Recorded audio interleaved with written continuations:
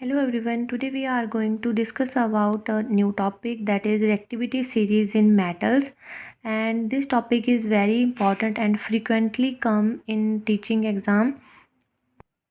Firstly, I will tell you the reactivity series in metals, and then I will tell you the trick to learn this series. Okay, so first of all we are going to discuss what is reactivity series, and then we see the order, and after that we see the trick. Okay, so let's start. First of all अगर हम बात करें कि reactivity series है क्या, तो simple हमने इसमें जो मेटल्स हैं उनकी रेक्टिविटी का ऑर्डर हमने लिखा हुआ है और उसको अरेंज करा हुआ है. ओके, तो अगर हम डेफिनेशन पढ़ें तो हम क्या बोल सकते हैं, the arrangement of metals in order of decreasing reactivity is called the reactivity series. Okay, simple सी डेफिनेशन है. हम इसकी सीरीज़ देखेंगे तो हमें अच्छे से समझ आ जाएगा. अब इस सीरीज़ में है क्या, in this series we go downward the chemical reactivity of metals decreases. मतलब जैसे जैसे हम डाउन इस सीरीज़ में जाएंगे तो जो रेक्टिविटी है मेटल्स की वो डिक्रीज़ करती जाएगी. ये 13 एलिमेंट्स या फिर मेटल्स की सीरीज़ है. फर्स्ट कॉलम जो है हमने लिया हुआ है सीरियल नंबर का, और सिंबल्स का, फिर नेम, फिर ऑर्डर. सीरियल नंबर से हम ये याद रख सकते हैं कि टोटल जो इस सीरीज़ में मेटल्स हैं वो कितने हैं, 13. बाई चांस अगर हम एक आधा भूल भी गए तो हमें याद आ जाएगा कि टोटल कितने हैं, 13 है. अगर हमें कोई मिस कर दिया होगा तो हम थोड़ी सी सीरीज़ का ट्रिक जब याद करेंगे तो उसको देख के हमें याद आ जाएगा. ओके, सो ये सीरीज़ लिखी हुई है, तो इसमें जो सबसे टॉप पर होगा वो मोस्ट रेक्टिव मेटल होगा, और जो सबसे नीचे होगा वो लीस्ट रेक्टिव होगा. ओके, तो जैसे पोटाशियम है, sodium, calcium, magnesium, aluminium, zinc, iron, lead, hydrogen, copper, mercury, silver, gold. Okay, तो ये जो है ये क्या है, रेक्टिविटी सीरीज़ है.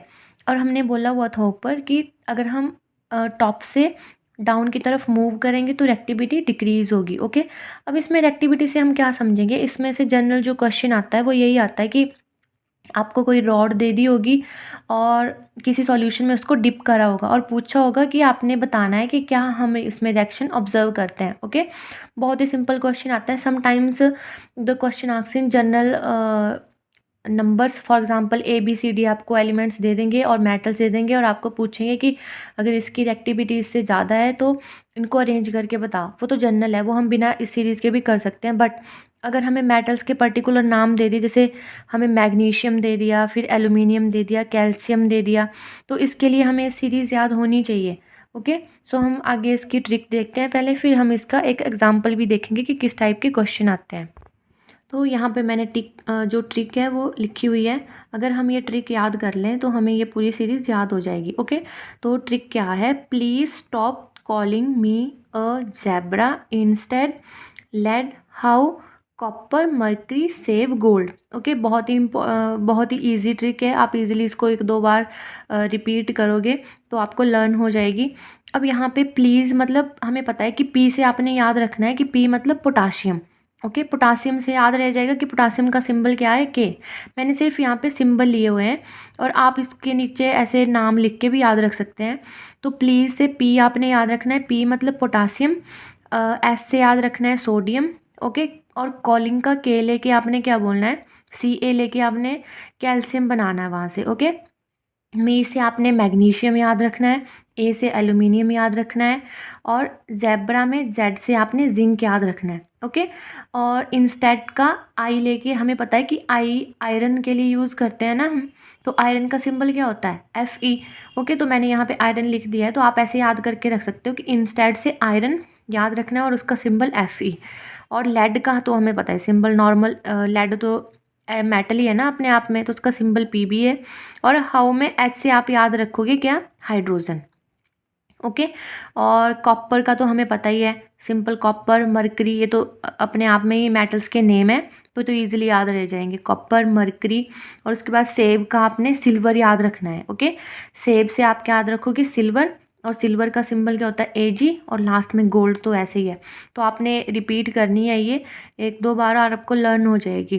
Please stop calling me a zebra, instead lead, how, copper, mercury, save, gold. Okay, अगर आपको ये याद होगी तो आप इजीली क्वेश्चन सॉल्व कर पाएंगे। ओके, मैंने नीचे क्वेश्चन लिया हुआ है, अब हम उसको सॉल्व करके देखते हैं कि हमने कैसे ये ट्रिक यूज़ करनी है।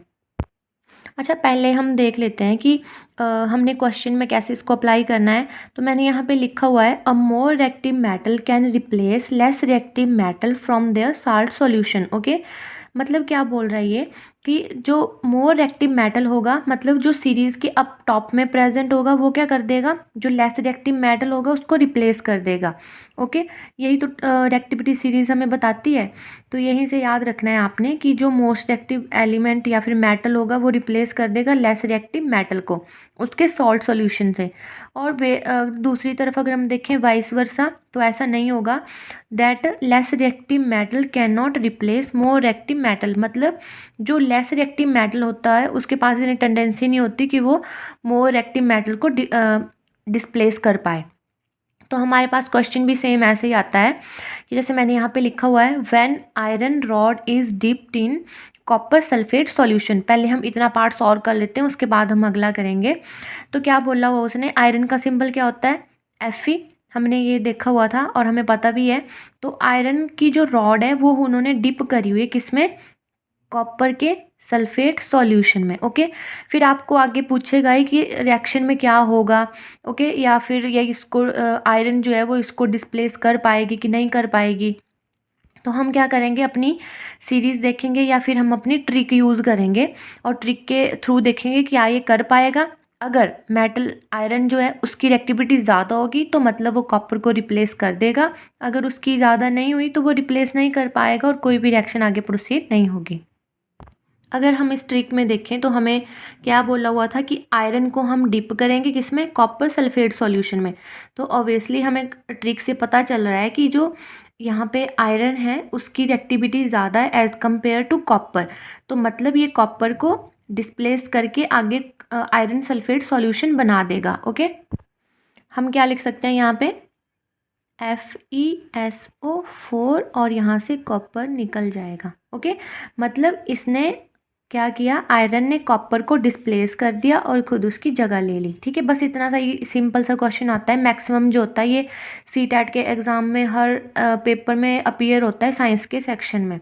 तो बहुत इंपॉर्टेंट क्वेश्चन है और बहुत ही ईजी क्वेश्चन है अगर आप ये ट्रिक लर्न कर लो तो। अच्छा, सेकेंड, फिर इसके बाद इतना हमने क्वेश्चन सॉल्व कर लिया। सेकेंड क्या बोला हुआ है, zinc in iron sulphate solution. तो पूछा हुआ है कि जिंक जो है अगर हम उसको आयरन सल्फेट सॉल्यूशन में लें, क्या बोला हुआ है हमें, जिंक किसके सॉल्यूशन में, आयरन सल्फेट सॉल्यूशन में। अब हम इसका चेक करेंगे क्या जिंक जो है वो आयरन को डिस्प्लेस कर पाएगा। तो हम अपनी अब ट्रिक के ऊपर जाते हैं। अच्छा, ये है हमारा जिंक और ये है आयरन, और हमें पता है कि ये टॉप पे आता है ना। अगर हम इसको ऐसे टॉप डाउन में लिखें सीरीज़ को, तो हमने ऐसे लर्न करी थी ना ये, तो उसमें में ध्यान रखना है कि, या फिर ऐसे रख सकते हो कि जो पहले वाले हैं मतलब ये मोस्ट रिएक्टिव है और ये गोल्ड लीस्ट रिएक्टिव है। आपने देखा भी होगा कि गोल्ड के ऑर्नामेंट्स होते हैं ना, वो क्यों हम यूज़ करते हैं गोल्ड और सिल्वर की, क्योंकि वो रिएक्टिव कम होते हैं और हमारे एनवायरनमेंट के साथ भी इजीली रिएक्ट नहीं कर पाते, तभी तो हम उनके ऑर्नामेंट बनाते हैं। ओके, जो आर्टिफिशियल होते हैं वो तो ईजिली थोड़े दिनों के बाद ख़राब हो जाते हैं ना। तो सेम वही है, रिएक्टिविटी सीरीज़ का मीनिंग वही है। तो इसमें जिंक की रिएक्टिविटी ज़्यादा है एज़ कम्पेयर टू आयरन। तो इसका मतलब क्या हुआ कि जो जिंक है वो आयरन को रिप्लेस कर देगा। तो जिंक आयरन को रिप्लेस करके क्या बना देगा, ZnSO4 और यहाँ से आयरन निकल जाएगा। ओके, तो ये याद रखना है कि जिसकी रिएक्टिविटी ज़्यादा होगी वो जो लेस रिएक्टिव मेटल होगा उसको वो रिप्लेस कर देगा। ओके, CTET के एग्ज़ाम में हर टाइम हर पेपर में, जहाँ पे साइंस सेक्शन जिनका होता है साइंस सब्जेक्ट, उसके हर पेपर में ये हर बार इससे क्वेश्चन आता है। समटाइम्स वो क्या कर देते हैं, ऐसे आपको एलिमेंट्स दे देंगे, A B दे दिया, फिर D दे दिया, फिर आपको बोलेंगे कि यहाँ से जो V एलिमेंट है वो अगर हम उसको इन दोनों के सॉल्यूशन में रखेंगे तो वो उसको डिस्प्लेस कर देगा। फिर आपसे पूछेगा कि जैसे इन्होंने कोई और एलिमेंट दे दिया होगा, आगे A, E दे दिया और F दे दिया, फिर उनकी रिएक्टिविटी सीरीज़ बताएगी कि ये F को रिप्लेस कर देगा।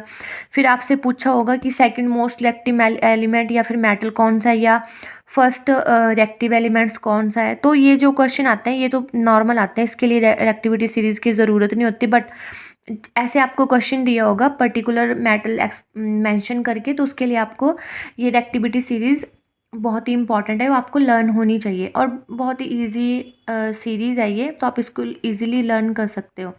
That's all about today. Thank you.